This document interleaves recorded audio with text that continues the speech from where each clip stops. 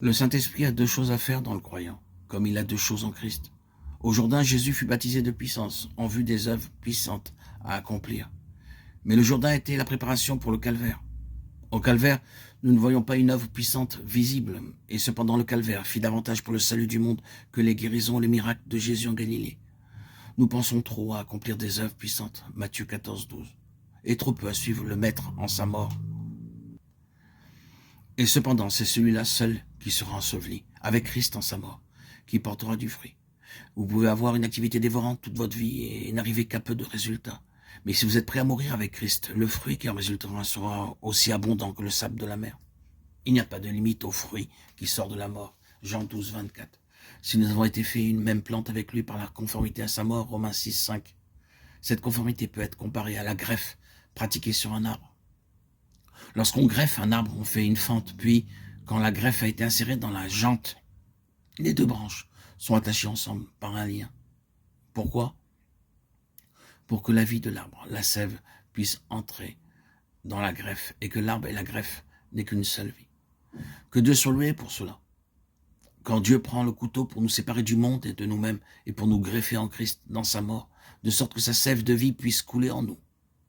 Oh, quel fruit de vie, de joie, de paix et de patience. La greffe ne porte-t-elle pas?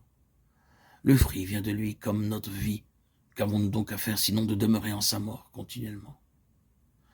Combien la vérité qui suit le verset 5 est belle, sachant que, après avoir réalisé que nous sommes greffés en lui, notre vieil homme a été crucifié avec lui. Par l'apôtre, Dieu déclare que lorsque Jésus fut cloué à la croix, portant en son propre corps les péchés du monde, notre vieil homme, la race du premier Adam, a été crucifié avec lui. Telle est la déclaration de Dieu au sujet du calvaire. Certains incrédules disent, c'est le récit que Paul en fait, c'est sa manière de voir. Non. Il faut se rappeler que ce fut Jésus lui-même qui révéla son évangile à Paul et non les hommes. Galates 1, 12. Christ expliqua lui-même sa croix à Paul, lui montrant que la race déchue, la vieille création, fut aussi clouée sur la croix et qu'elle y mourut avec lui. Voilà quel est le secret de la victoire sur le péché.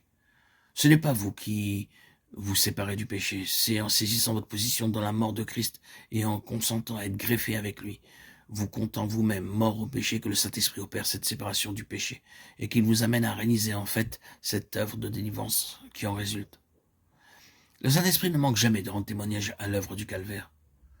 Du moment où, en toute sincérité de cœur, vous désirez être délivré de la puissance du péché, il n'y a pas un péché, fût-il le plus grand, qui ne puisse disparaître de vous et vous laisser libre.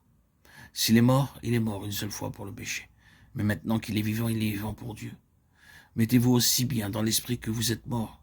Romains 6, 10, 11. Votre part est de vous considérer comme mort, même si vous ne le comprenez pas. De vous compter non seulement pour mort, mais de vivre dans l'instant présent comme mort au péché. Et cela, de par votre choix, votre propre volonté, alors que le péché ne règne donc plus. Verset 12. C'est le seul moyen d'avoir la victoire sur Satan, car c'est par le péché volontaire ou inconscient qu'il nous tient. Et ce n'est qu'en saisissant cette vérité révélée dans Romains 6 que nous serons libérés.